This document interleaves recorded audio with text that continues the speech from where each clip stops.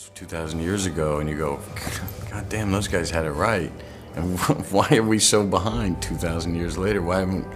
But I think it's cyclical. I think that, you know, certainly in America, this post-war generation was all about strength and not showing weakness and winning and that works to a certain degree. But I think a more vulnerability, a more getting your arms around your successes and your failures really makes for a better partner, a better dad, a better son.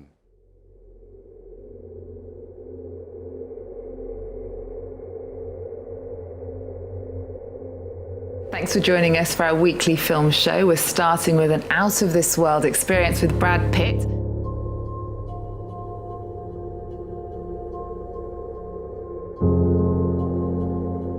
James and I both had an age where, you know, we probably lived more than we have left. Mm-hmm. And you start thinking about impermanence, you start thinking of your own personal values. My style is I'm interjecting some point of view of mine usually. Which point of view were you interjecting here? Well, I'm listening to you. Yeah, you are too, and you're calling me out on it too. In a good way. No, it's fair. It's all fair. It's really coming to terms with knowing yourself, a full acceptance of yourself, instead of living with regrets or the grief we carry, the loneliness we carry. And so you brought an authenticity to the role that perhaps you couldn't have done if you weren't being open with yourself in real life. Yes, I think that's bang on. And it is the universal human experience.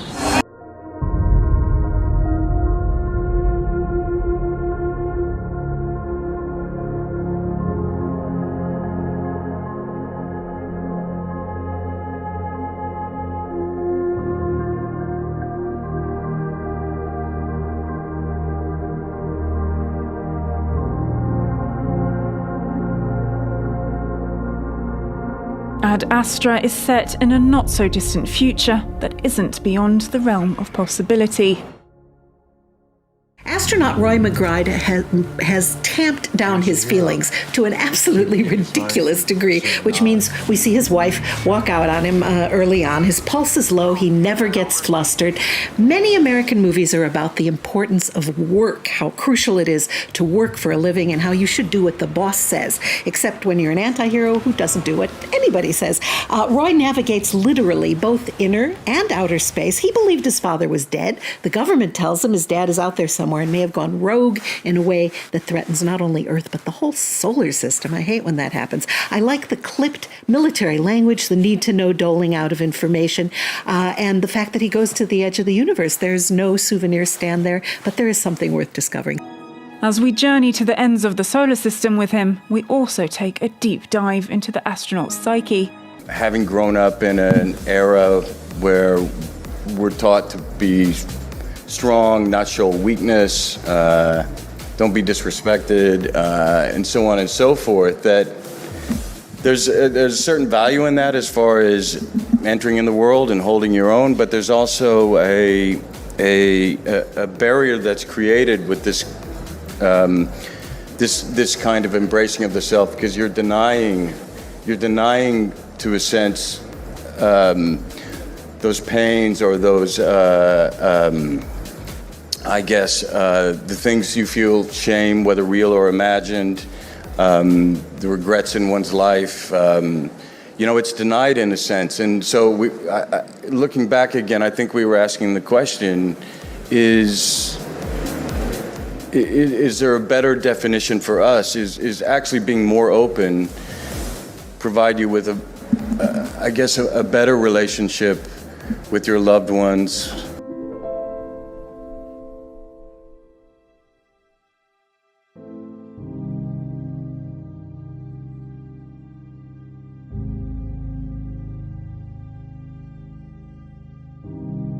and I feel like you would really feel for Brad Pitt in that instance. So how does the movie sort of examine that father-son relationship? You know, this movie is performing very well, but I did find that particular relationship kind of problematic. It's shot like it's a 1950s sci-fi, but it's set far in the future where the moon is colonized. And Tommy Lee Jones's character, we only see him through video and from the past.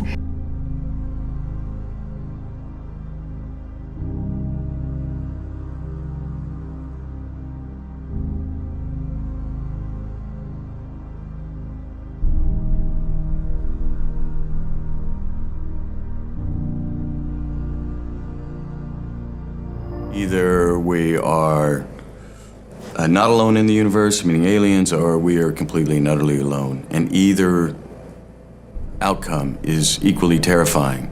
That was a really interesting concept.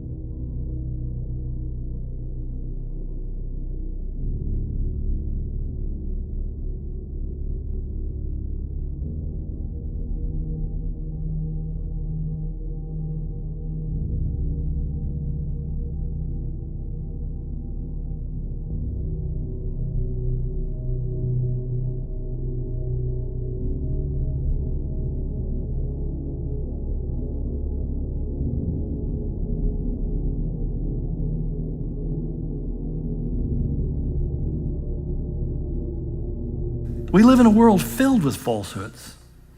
I mean, marketing, advertising, politics are filled with all sorts of falsehoods. It will lead us to a conclusion sometimes that there is no such thing as truth.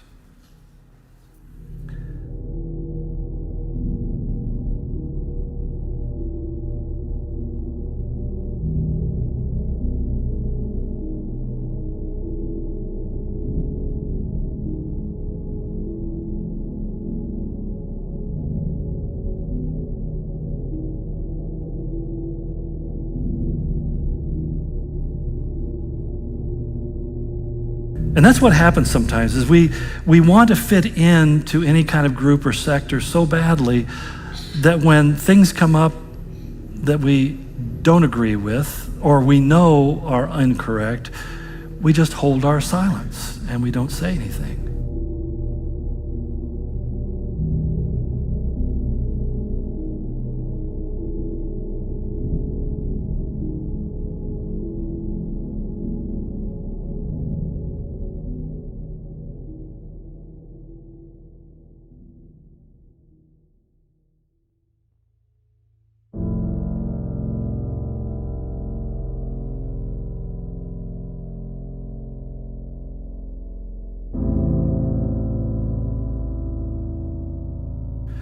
I'll never forget sitting next to a young man on a flight. He was just a freshman in college. His mom's a college professor.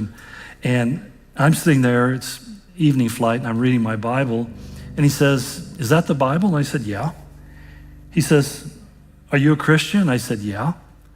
He says, "Yeah, I could never be a Christian." I said, "Why not?" He says, "Because I believe in evolution." And I said, "Of course you do." He said, "What do you mean?" I said, "Has anybody ever presented you with any other option except evolution? Have you ever been taught anything else? Has anybody talked about intelligent design?" Well, he goes, "No." I said, "Let me give you a list of books And so I started writing all of Michael Behe's books on,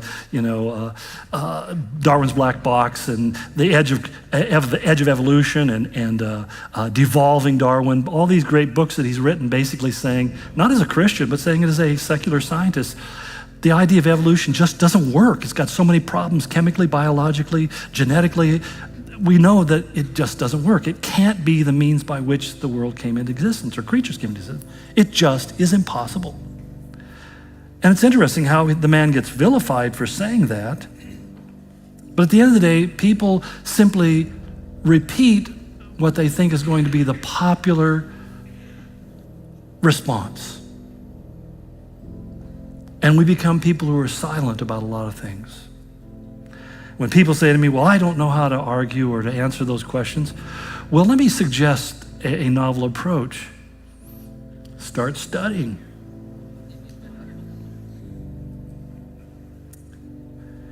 You see, I think the most dangerous form of lying is when we make efforts to accommodate the culture by withholding or even compromising what we believe to be true.